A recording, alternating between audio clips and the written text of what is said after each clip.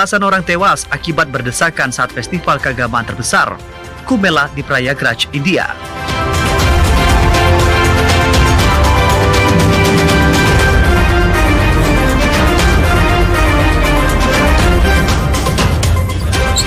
Ribuan warga Beijing, Cina berdoa di kuil menandai hari pertama di tahun baru Imlek. Mereka menyalakan dupa dan berdoa memohon keberuntungan.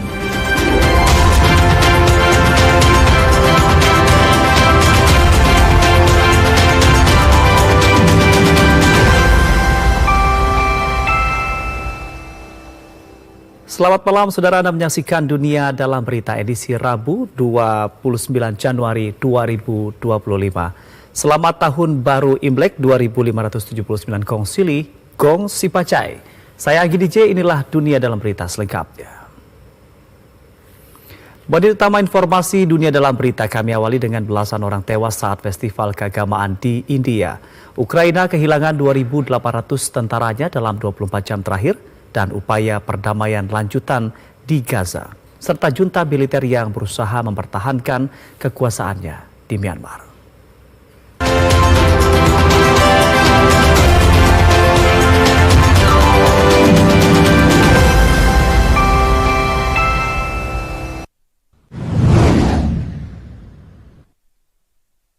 Belasan orang tewas akibat berdesakan saat acara Kumbh Mela di Prayagraj, India.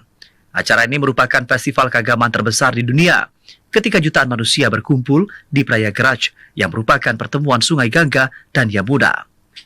Para korban terhimpit di antara puluhan juta orang yang sedang memendamkan diri di pertemuan suci Sungai Gangga dan Yamuna. Saksi mata mengatakan salah satu kejadian terparah terjadi setelah sejumlah besar orang turun ke sungai untuk mandi, sementara yang lain tidur di lantai di sekitar tepi sungai yang padat. Atas insiden ini, Perdana Menteri India Narendra Modi menyampaikan bela sungkawa yang mendalam. Ungkapan tersebut disampaikan Modi saat berbicara pada rapat umum di New Delhi menjelang pemilihan umum bulan depan. Ia mengatakan jiwa-jiwa yang baik hilang dalam insiden tersebut. Untuk penanganannya, pemerintah terus berkomunikasi dengan pemerintah Uttar Pradesh. Berdasarkan estimasi penyelenggara, hingga hari terakhir festival 26 Februari mendatang, diperkirakan 400 juta orang akan menghadiri festival ini.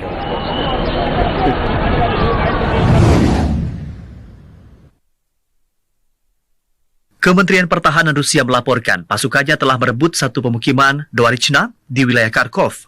Mereka menyerang pasukan Ukraina beserta peralatan militernya dari berbagai arah termasuk Kharkov, Donetsk, Zaporizhia, dan Kherson. Dalam baku tembak ini, Ukraina sedikitnya telah kehilangan 280 tentaranya. Sementara itu, Staf Umum Angkatan Bersenjata Ukraina melaporkan pasukannya telah meladeni 130 pertempuran menghadapi Rusia. Pasukan rudal dan unit artileri menyerang personil tentara Rusia, area konsentrasi senjata dan peralatan militer, serta sistem pertahanan udara. Mereka mengklaim sukses menghalau beberapa serangan dari militer Rusia di wilayah Kursk. Presiden Rusia Vladimir Putin kemarin berbicara terkait upaya perdamaian dengan Ukraina. Putin mengatakan perjanjian perdamaian Rusia dan Ukraina harus menjamin keamanan jangka panjang kedua negara. Ukraina dapat menunjuk siapa saja untuk bernegosiasi dengan Rusia, namun bukan Volodymyr Zelensky yang dinilai sudah tidak lagi presiden sah. Putin juga mendesak Ukraina mencabut keputusan yang ditandatangani Zelensky tentang pelarangan negosiasi dengan Rusia.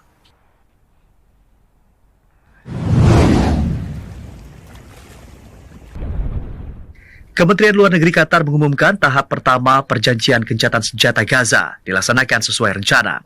Juru bicara Kementerian Qatar, Majid Al-Ansari mengatakan pihaknya sedang mempersiapkan perundingan tahap kedua. Al-Ansari mencatat sempat terjadi masalah komunikasi karena situasi kompleks di Gaza. Namun, tidak ada masalah signifikan yang mengganggu kemajuan perjanjian tersebut. Perundingan tahap kedua antara Israel dan Hamas akan dimulai pada hari ke-16 sejak dimulainya tahap pertama. Al-Ansari juga menyinggung usulan Presiden Amerika Serikat, Donald Trump, untuk membersihkan jalur Gaza dan memindahkan warga Palestina ke negara-negara tetangga. Dia menegaskan kembali dukungan Qatar yang tak tergoyahkan untuk rakyat Palestina. Qatar secara konsisten mendorong terbentuknya negara Palestina merdeka dengan Yerusalem Timur sebagai ibu kotanya.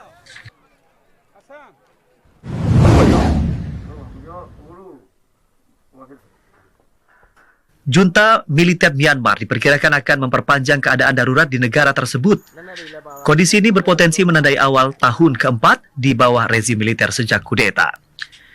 Harusnya keadaan darurat di Myanmar akan berakhir pada Jumat 31 Januari lusa. Myanmar berada dalam kekacauan sejak awal tahun 2021 ketika militer merebut kekuasaan dari pemerintah terpilih Aung San Suu Kyi. Dinamika politik ini memantik kekerasan dengan terus menekan massa pro-demokrasi yang akhirnya memicu pemberontakan data berskala nasional. Meskipun terpukul di berbagai bidang, termasuk perekonomiannya makin terpuruk dan pelarangan aktivitas partai politik, junta tetap berencana mengadakan pemilu tahun ini. Tetapi rencana tersebut justru dicemooh sebagai upaya palsu untuk mempertahankan para jenderal tetap berkuasa.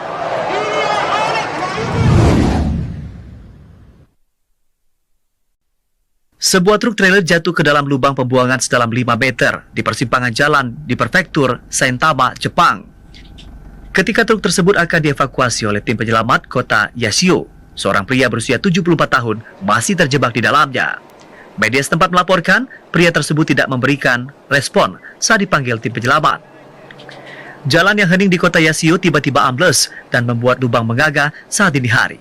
Pihak berwenang telah memperingatkan warga mengenai potensi bahaya lubang lain yang muncul di dekatnya. Selain itu, warga diminta untuk menghindari potensi kebocoran gas dengan mendorong evakuasi dalam radius 200 meter dari lubang pembuangan tersebut.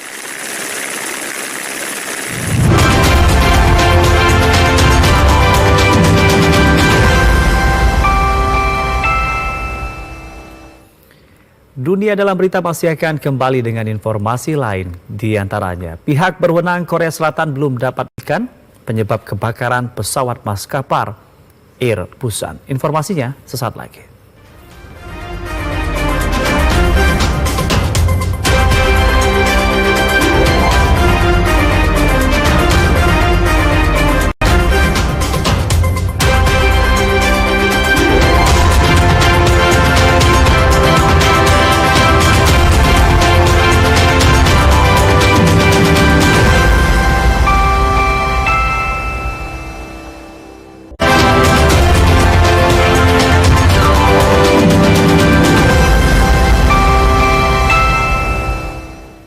Selamat malam, terima kasih Anda kembali bersama Dunia Dalam Berita. Ya, Saudara, Ketua Menteri Uttar Pradesh Yogi Adityanath meyakinkan bahwa situasi di tempat festival keagamaan Maha Kumbh Mela terkendali. 17 orang tewas dan 10 lainnya luka-luka dalam insiden tersebut. Ketua Menteri Uttar Pradesh Yogi Adityanath meyakinkan situasi terkendali setelah penyerbuan Kumbh Mela yang mematikan di tempat festival keagamaan Maha Kumbh Mela. 17 orang tewas dan 10 lainnya luka-luka akibat terinjak-injak. Ketua Menteri Yogi Adityanath mengatakan fasilitas perawatan yang layak telah disediakan bagi para korban yang mengalami luka serius. Penyerbuan terjadi sekitar pukul 1 hingga pukul 2 waktu setempat di dekat arena para petapa.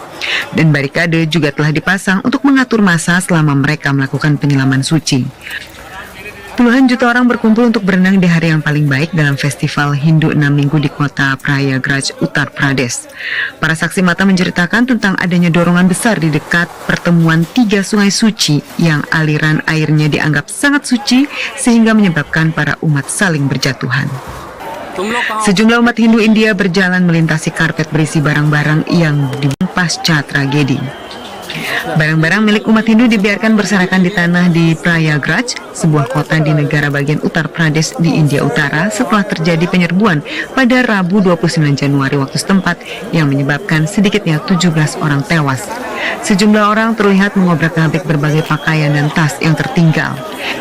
Insiden itu terjadi di dekat tempat penampungan umat yang sedang berenang di hari paling baik dalam 6 minggu festival Hindu.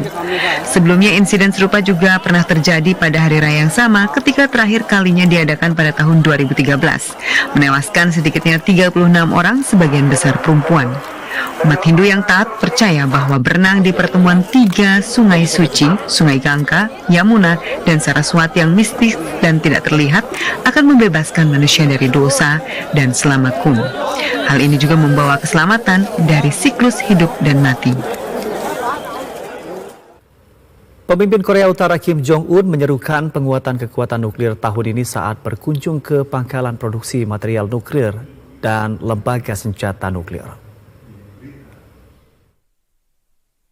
Kantor berita pemerintah Korea Utara KCNA melaporkan pemimpin Korea Utara Kim Jong-un menyerukan penguatan kekuatan nuklir tahun ini saat berkunjung ke pangkalan produksi material nuklir dan lembaga senjata nuklir.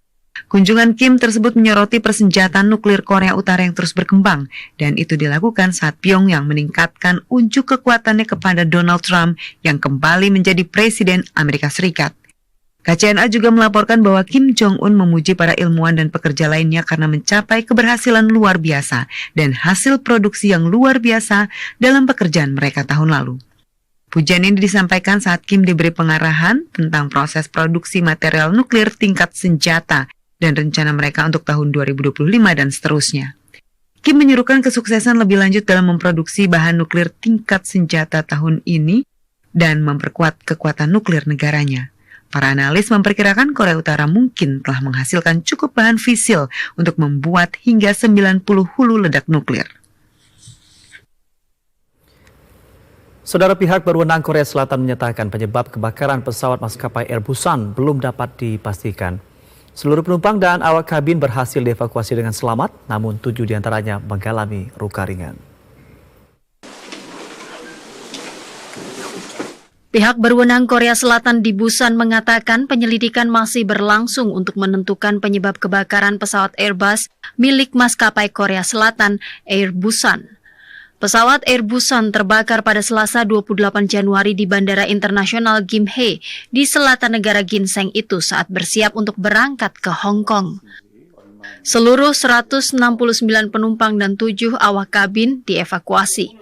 7 orang diantaranya dilaporkan mengalami luka ringan dan telah dibawa ke rumah sakit. 1 diantaranya masih menjalani perawatan di rumah sakit pada Rabu, sedangkan sisanya sudah dipulangkan. Layanan pemadam kebakaran mendapat informasi kebakaran dari dalam pesawat sesaat sebelum pukul 22.30 waktu setempat. Insiden kebakaran pesawat Air Busan terjadi 1 bulan setelah pesawat Jeju Air yang datang dari Bangkok jatuh di landasan pacu Bandara Muan saat melakukan pendaratan darurat. Bencana udara paling mematikan di tanah Korea Selatan itu menewaskan 181 penumpang dan awak pesawat, sementara 2 orang berhasil selamat. Tahanan Palestina yang dibebaskan Israel bertemu dengan putranya yang lahir dari sperma selundupan. Untuk pertama kalinya, kesepakatan gencatan senjata antara Hamas dan Israel telah memberikan harapan bagi tahanan Palestina untuk berkumpul kembali bersama keluarga mereka. Seorang tahanan Palestina yang dibebaskan Israel, Mohamed Hrob, sangat gembira karena dapat bersatu kembali dengan keluarganya ketika ia menjadi bagian dari kesepakatan gencatan senjata Israel dan Hamas dalam pertukaran antara sandera dan tahanan yang dilakukan pada 25 Januari 2025. Kegembiraannya berlipat ganda ketika ia menggendong putranya yang telah berusia 20 bulan, Ismail, untuk pertama kalinya. Seorang putra yang dikandung dan lahir melalui penyelundupan sperma dari penjara Israel. Hrob mengatakan ia dan istrinya telah mencoba beberapa kali selama 10 tahun untuk hamil melalui sperma selundupan, tetapi tidak berhasil sampai Ismail dikandung. Ayah Hrob, Ismail, yang juga menjadi nama anak tersebut, mengatakan harapan mereka untuk melihat putra mereka yang menjalani hukuman seumur hidup ditambah 20 tahun penjara sangat tipis. Tetapi kesepakatan gencatan senjata membuat impian mereka menjadi kenyataan, sehingga perasaan itu tak tergambarkan. Saudara, warga Beijing menyambut tahun ular dalam penanggalan Tiongkok dengan berdoa di kuil lama Beijing. Sementara di Sydney, Australia, hari pertama tahun baru Imlek dimeriahkan dengan pertunjukan tari barongsai tradisional. Ribuan warga berbondong-bondong datang ke kuil lama Beijing pada hari Rabu untuk menandai hari pertama tahun baru Imlek, menyalakan dupa dan berdoa memohon keberuntungan. Seorang warga, Zhao Yi, mengatakan berdoa memohon berkah di kuil lama pada hari pertama tahun baru merupakan tradisi di Tiongkok, khususnya di Beijing. Di dalam kuil, pengunjung meletakkan sesaji di kotak sumbangan, membungkuk dalam doa, dan memegang dupa saat petugas kuil membagikannya di pintu masuk. Polisi turut hadir untuk mengatur kerumunan di kuil. Banyak yang percaya, memulai tahun dengan doa di kuil akan memastikan tahun mendatang berjalan lancar. Para pengunjung merayakan Tahun Baru Imlek di pecinan Sydney, Australia, dalam festival jalanan yang menarik perhatian penduduk lokal dan wisatawan.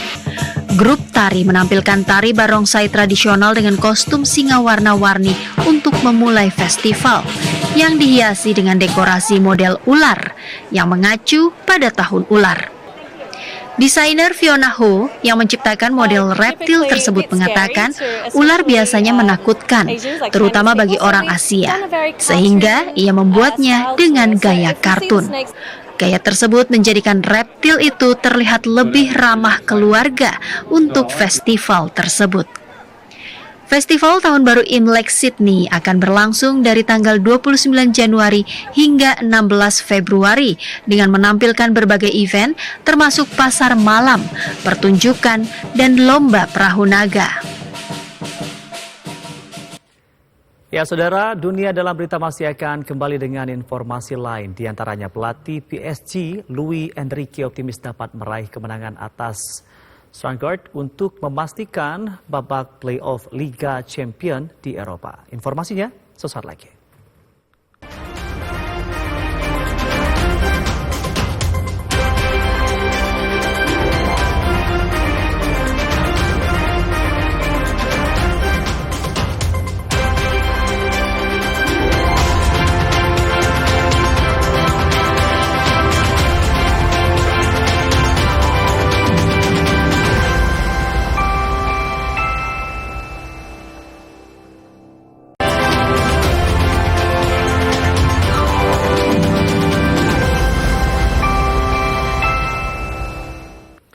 Terima kasih Anda kembali bersama kami di Dunia Dalam Berita. Pelatih PSG, Luis Enrique optimis dapat meraih kemenangan atas Stuttgart untuk memastikan tempat di babak playoff Liga Champions Eropa. Sementara Manchester City yang berada dalam masa sulit harus meraih kemenangan atas klub Brugge untuk lolos ke fase gugur. Paris Saint-Germain akan melakoni laga berat di matchday ke-8 Liga Champions Eropa saat bertandang ke markas Stuttgart, Stadion Mercedes-Benz Arena pada Kamis dini hari waktu Indonesia Barat. Pelatih PSG, Luis Enrique, memprediksi laga kontra Stuttgart akan berjalan sengit karena kedua tim sama-sama membutuhkan kemenangan untuk mengamankan posisi di zona playoff Liga Champions Eropa musim ini. Enrique optimis anak asuhnya dapat bermain bagus dan meraih kemenangan di laga tersebut. Meski hasil imbang sudah menjamin satu tempat di babak playoff, Enrique tidak mau terlena dan meminta anak asuhnya tetap fokus menjalani latihan jelang laga kontra Stuttgart. Paris Saint-Germain saat ini berada di peringkat ke-22 klasemen sementara Liga Champions Eropa dengan raihan 10 poin, unggul satu peringkat dari Stuttgart yang kalah selisih gol. Sementara itu, pelatih Manchester City Pep Guardiola meyakini timnya dapat meraih kemenangan besar saat menjamu klub Bruges untuk lolos ke fase grup Liga Champions Eropa. Guardiola mengaku meski timnya sedang berada dalam masa sulit, ia yakin dapat melewatinya agar tidak tersingkir di fase grup. Di ajang kompetisi Liga Champions Eropa, Manchester City hanya meraih 2 kemenangan dari 7 pertandingan fase Liga dengan mengoleksi 8 poin. Sementara klub Bruges berada di posisi ke-20 dan menjadi salah satu tim yang memiliki peluang untuk finish di 8 besar untuk bisa lolos ke babak selanjutnya tanpa melewati playoff. Juara dunia Formula One Lewis Hamilton melanjutkan uji coba Ferrari untuk balapan terbarunya di Barcelona, Spanyol. Hamilton telah memulai debut di sirkuit balapan untuk Ferrari dan tim yang belum pernah menyandang gelar juara. Juara dunia 7 kali Lewis Hamilton merasakan mobil Formula 1 Ferrari selama uji coba keduanya di sirkuit de Barcelona, Catalunya, Spanyol. Hamilton menggantikan rekan setimnya Charles Leclerc untuk sesi uji coba sore di lintasan Barcelona beberapa hari setelah balapan pertamanya dengan nuansa merah di lintasan Ferrari sendiri di Fiorano, berdekatan dengan markas mereka di Maranello. Hamilton merupakan pembalap tersukses dalam sejarah Formula 1, mengendarai mobil tua saat ia mulai menguji dan menyesuaikan diri dengan tim barunya jelang musim mendatang. Hamilton yang memutuskan untuk meninggalkan Mercedes demi Ferrari pada Februari tahun lalu, melakukan debut di sirkuit balapan untuk Ferrari awal minggu ini. Pria berusia 40 tahun itu yang memenangkan 6 kejuaraan dunia bersama Mercedes juga memperkenalkan helm baru berwarna kuning cerah. Pembalap Inggris itu akan bermitra dengan Leclerc di Ferrari, tim yang belum pernah meraih gelar pembalap sejak 2007. Ia menggantikan pembalap Spanyol, Carlos Sainz, yang bergabung dengan Williams. Awal minggu ini Ferrari menggoda penggemar dengan penampilan pertama dua pembalap dalam balutan pakaian balap untuk musim Formula 1 2025. Uji resmi dimulai di Bahrain pada 26 hingga 28 Februari dengan Grand Prix pembuka 2025 di Australia yang dijadwalkan pada 14 hingga 16 Maret 2025. Pesawat XB-1 milik Boom Supersonic menjadi pesawat pertama yang didanai swasta yang memecahkan penghalang suara selama uji terbang di Gurun Mojave, Amerika Serikat, menandai langkah baru dalam upaya menghidupkan kembali perjalanan udara supersonik. Kembalinya perjalanan udara supersonik mungkin selangkah lebih dekat. Jet XB-1, buatan perusahaan rintisan Amerika Serikat Boom Supersonic, berhasil melewati penghalang suara pada Selasa sekitar 10.670 meter di atas Gurun Mojave, barat laut Los Angeles. Uji terbang di atas Gurun Mojave menandai pertama kalinya pesawat yang didanai swasta mencapai kecepatan yang luar biasa. Pilot legendaris Chuck Yeager adalah manusia pertama yang melampaui penghalang suara pada tahun 1947. Kecepatan seperti itu sejak itu menjadi rutinitas bagi banyak pesawat militer. Tetapi perjalanan supersonik belum ditawarkan kepada penumpang pesawat selama 2 dekade sejak Concorde Anglo-Prancis dipensiunkan pada 2003 lalu. Keberhasilan Concorde dibatasi oleh biaya operasional yang tinggi sehingga membuat harga tiket menjadi sangat mahal. Sekarang, Boom berencana untuk mengembangkan penggantinya. Dijuluki Overture, pesawat ini dimaksudkan untuk mengangkut hingga 80 penumpang untuk melintasi Atlantik dalam waktu sekitar 3,5 jam atau setengah dari waktu yang ditempuh pesawat jet biasa. CEO perusahaan Black Scholes mengatakan peraturan saat ini menjadi kendala utama, yakni larangan terbang dengan kecepatan supersonik di atas daratan tanpa peduli seberapa senyap pesawat itu. Boom berharap aturan itu akan berubah karena Overture akan jauh lebih ekonomis untuk dioperasikan daripada Concorde. Boom Supersonic telah menyelesaikan pembangunan pabrik untuk pesawat baru di Greensboro, Carolina Utara, dan telah menerima 130 pesanan serta pernyataan minat dari American Airlines, United Airlines, hingga Japan Airlines. Namun penelitian dan pengembangan selama bertahun-tahun masih harus dilakukan sebelum penumpang menaiki pesawat supersonik tersebut. Ya, saudara, berikut perkiraan cuaca kota-kota besar mancanegara berlaku mulai besok pukul 7 waktu Indonesia Barat.